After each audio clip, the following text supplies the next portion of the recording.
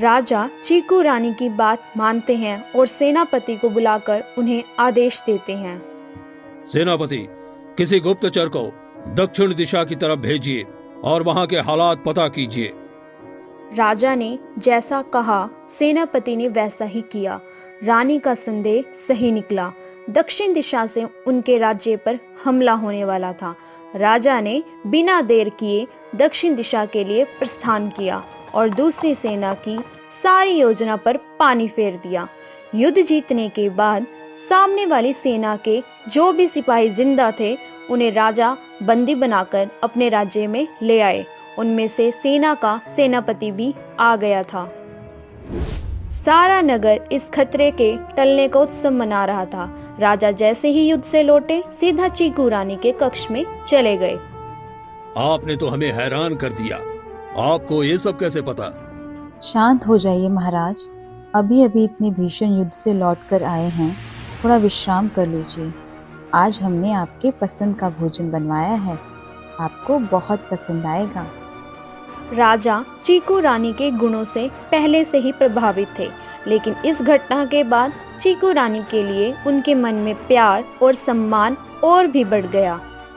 हम तो बस इतना ही कहेंगे चीकू रानी कि आज आपने हमारा दिल जीत लिया है। आपके इन शब्दों का बहुत बहुत धन्यवाद महाराज। अब आप आराम कीजिए। नगर में जीत का उत्सव खत्म हुआ और देर रात हो गई। सब सो रहे थे, लेकिन एक चीकू रानी ही थी जिन्हें नींद नहीं आ रही थी। वे अपने कक्ष में यहाँ से वहाँ टहल रही थी। तभी उन्हें बाहर से कुछ आवाज सुनाई दी।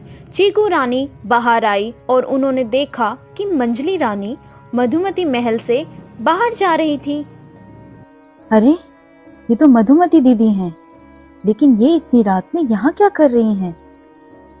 चीकू रानी मधुमती का पीछा करने लगी। उन्होंने देखा कि मधुमती रानी महल के गलियारे से होकर महल के बगीचे में जा रही थी। चीकू रानी भी उनका पीछा करते करते वहां तक पहुंच गई। तभी वहां चीकू रानी को महल का सेनापति दिखाई दिया। अरे, ये तो हमारे महल के सेनापति हैं। ये इतनी रात को क्या कर रहे हैं यहाँ? और मछली दीदी, ये भी वहां जा रही हैं। कुछ तो गड़बड़ है। चीकू रानी बगीचे के पास आ जाती हैं। रानी ने देखा कि मधुमती और सेनापति एक दूसरे से मिल रहे थे, बातें कर रहे थे। वे एक दूसरे के गले लग गए। ये देख चीकू रानी अपने कक्ष में लौटने लगी। तभी उन्होंने देखा कि रानी मधुमती और